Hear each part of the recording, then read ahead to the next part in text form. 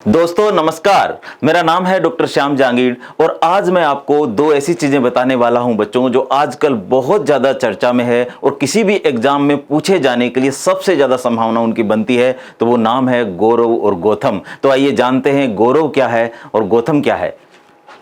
देखिए यहां मैंने आपकी सुविधा के लिए पहले ही लिख के रख लिया है ताकि आपका टाइम वेस्ट ना हो। देखिए गौरव और गौतम दो शब्द जो है बहुत चर्चा में रहे। बेसिकली ये क्या है दोस्तों, ये ग्लाइड बम है। आप देख रहे हैं कि यहां मैंने लिखा हुआ है ये ग्लाइड बम है। अब बात आती है कि ग्लाइड बम होते क्या है।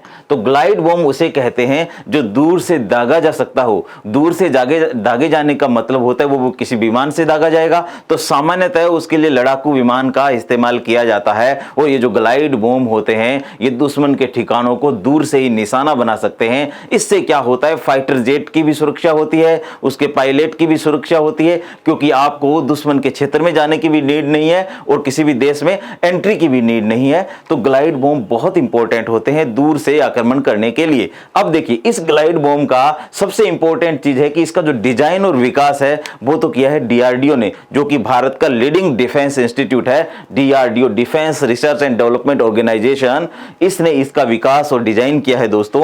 और इसका उत्पादन करने के लिए जिस कंपनी को इसका लाइसेंस दिया गया है वो है अडानी डिफेंस एंड एरोस्पेस। ये दोनों बातें आपको याद रखनी है क्योंकि एग्जाम में पूछा जा सकता है कि इसका डिजाइन और विकास और उत्पादन सारे काम डीआरडीओ कर रहा है, तो वो स्टेटमेंट गलत हो जाएगा क्योंकि इसका विकास डीआरडीओ ने किया है जबकि उत्पादन कौन करेगा दोस्तों, उत्पादन करेगा अडानी डिफेंस एंड एरोस्पेस। समझ में आ गया। अब इसके लिए उड़ीसा तट पर डीआरडीओ ने इसका जो हाल ही में सफल परीक्षण जो किया है वो किया सुखोई 30 MKI से। किससे किया भाई, सुखोई 30 MKI जो भारत का लीडिंग फाइटर जेट है, सबसे ताकतवर फाइटर जेट है ना। रूस से हमने इसे लिया है, ठीक है। भारतीय एयरफोर्स को सबसे ज्यादा ताकत राफेल के साथ इसी से मिलती है, ठीक है। आगे देखिए, अब ये जो ग्लाइड बम है इसके दो संस्करण है। एक संस्करण का नाम है गौरव और दूसरे संस्करण का नाम है गौतम। अब ये जो गौरव है ये लंबी दूरी का होता है, बहुत दूर से दागा जा सकता है। इसका वजन कितना है भाई, 1000 kg। इस बम का वजन कितना है, 1000 kg।